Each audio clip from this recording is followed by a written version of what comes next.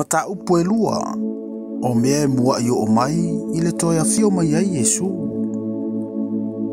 O le nei, mātou te ai o yantu ia te outou, le au soe, i le mata upu le a fio mai o lo tātou wali i o Yesu Keriso, ma lo tātou whaapotopoto ina ia te ia. Ina nei vave lulu ina o outou loto, pe whaatua tu vale ina i se anganga, po se upu, po se tusi, pe se I ina ia I mātou, pe se I ua o mai le aso Keriso. Awana I whaasese se tasi a te outou se tonga fiti e tasi.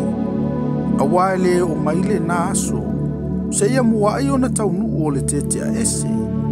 Ma ia whaalia mai o le tangata o le angasala, o le tangata le o le malaia.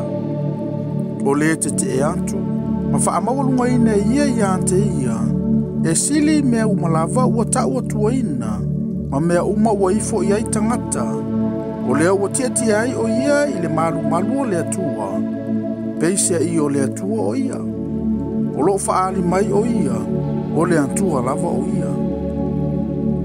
Tau te le manatu ea, na ufa yantu ia mea ia ante outou, au tātou iai ma outou.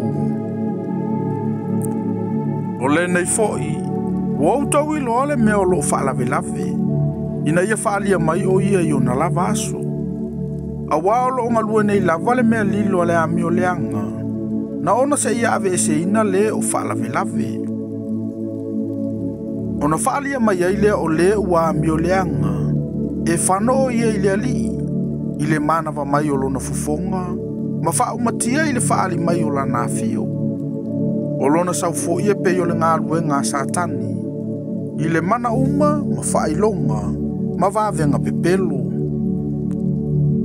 Ma mea whaasese uma o le ami o leanga, I e a whanu. A wawa lantou le talia le upumoni ma le fia iai, ina ia whaola inai I lantou. O le mea fo I le awina tuai e le antua I ante I lantou le ngā luenga, e whaasese ai, ina ia lantou talia le mea pepelu. Ina ia whaasala ino I lantou umalavo e le talia le upumoni, ai fia I le ami o leanga. Ao I mātou e tatau ona mātou whaafetai I le atua e le au noa o no outou. Le au soe. E walo fangia e le alii. Awana filifili le atua I ante outou. Na I le amatanga ia whaola ina I le whapa ia ina e le anganga. Ma le talitonu I le upumoni.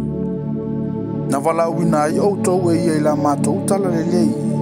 Ina ia maua le manui o lo tanto wali I o Yesu Keriso. O le mea le ale au soe, I au tautu mawai. Ma ia tau fi mau I upu tuu na o au inai au tau. I la mātou upu ma la mātou tusi. O lo tātou wali I la vo Yesu Keriso, a toa ma le atua lo tātou tamaa. O le walofa mai ante I tātou. Mana foa I mai le whaamatala loto e whaavavau. Ma le whaamoe I le alofa tu noa. Ia whaamawhanawhana atu e ia I o outou loto, ma ia whaatu mawina outou I upu le lei uma, ma ngā luenga le lei uma.